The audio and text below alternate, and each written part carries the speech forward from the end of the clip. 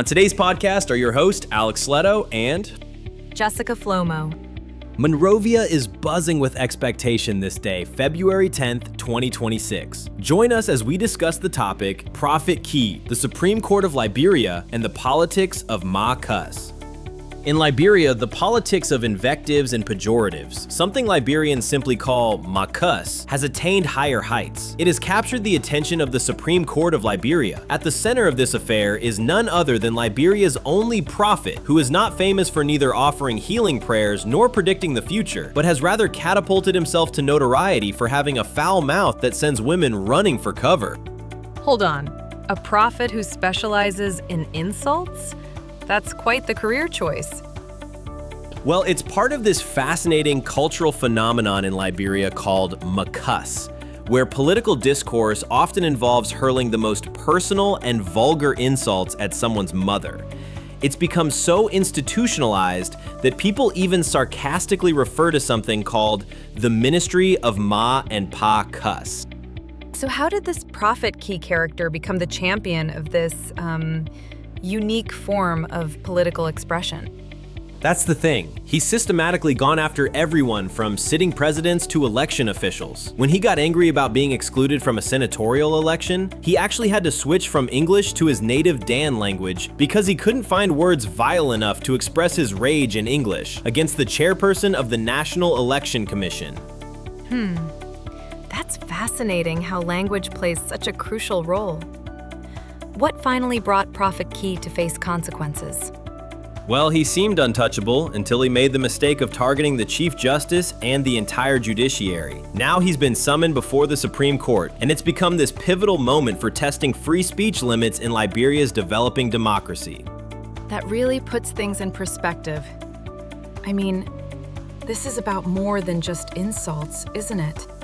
Exactly right. You have to understand, in many African societies, there's this deep reverence for mothers and elders. So when you insult someone's mother, you're not just attacking the individual, you're assaulting their entire lineage and family honor.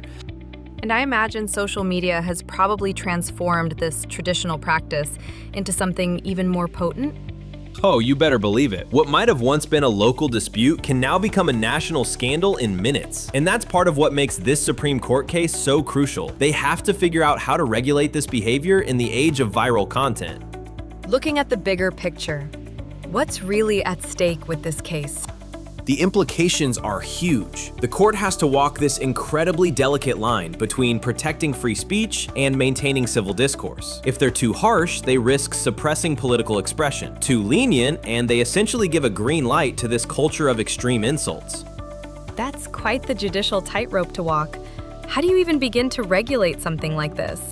Well, that's exactly what makes this case so fascinating. They need to establish principles that can adapt to modern realities while respecting traditional cultural values. And remember, this is happening in a post-war society that's still building its democratic institutions.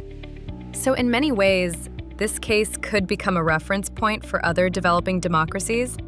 Precisely. It's becoming a landmark case that could influence how other nations approach similar challenges. The world is watching because these questions about balancing freedom of expression with civil discourse resonate far beyond Liberia's borders.